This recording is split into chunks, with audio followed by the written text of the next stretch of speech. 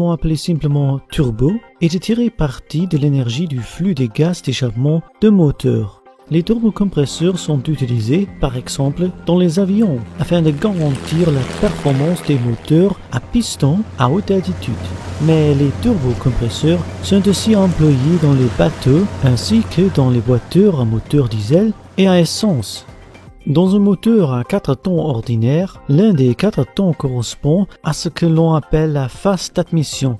Lors de cette phase, de l'air frais est aspiré pour un moteur diesel, comme c'est le cas ici, par une dépressurisation de la chambre de combustion.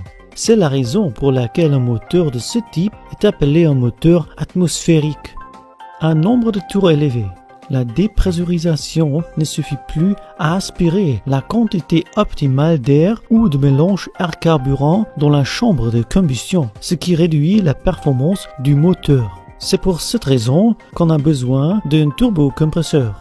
Les turbocompresseurs ont presque toujours la même structure. Ils se composent d'un arbre avec une turbine à une extrémité et un compresseur à l'autre. La turbine et le compresseur peuvent avoir la même forme et sont chacun recouverts d'un carter. Les gaz d'échappement extrêmement chauds qui sont produits par le moteur lorsque le combustible brûle arrivent dans la turbine par l'entrée du carter. Là, grâce au rétrécissement, l'énergie calorifique est transformée en énergie mécanique. En raison de la rapidité du flux, la turbine est alors mise en rotation.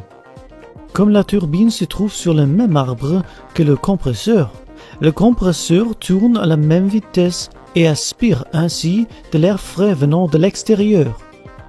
Cet air est alors comprimé dans le carter du compresseur et est déversé dans le moteur. Afin de clarifier les choses, voyons de nouveau le turbocompresseur dans son ensemble. En passant par l'entrée de la turbine, les gaz d'échappement du moteur arrivent dans le carter de la turbine, fait marcher la turbine, puis quitte le carter par la sortie de turbine jusqu'au pot d'échappement. En même temps, de l'air frais est aspiré dans le carter du compresseur, comprimé, puis acheminé vers le moteur.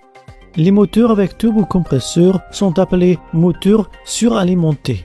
Afin qu'un turbocompresseur puisse fonctionner parfaitement, d'autres installations sont généralement nécessaires.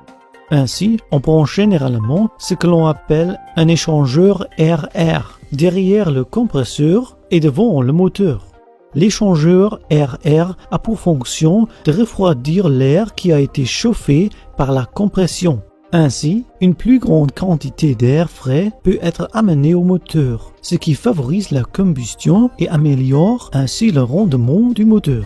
Il est généralement possible de réguler la pression de l'air, par exemple grâce à une soupape de décharge qui ouvre une dérivation dès que les gaz d'échappement affluent vers la turbine. Cette soupape de décharge dirige de cette façon une partie des gaz d'échappement directement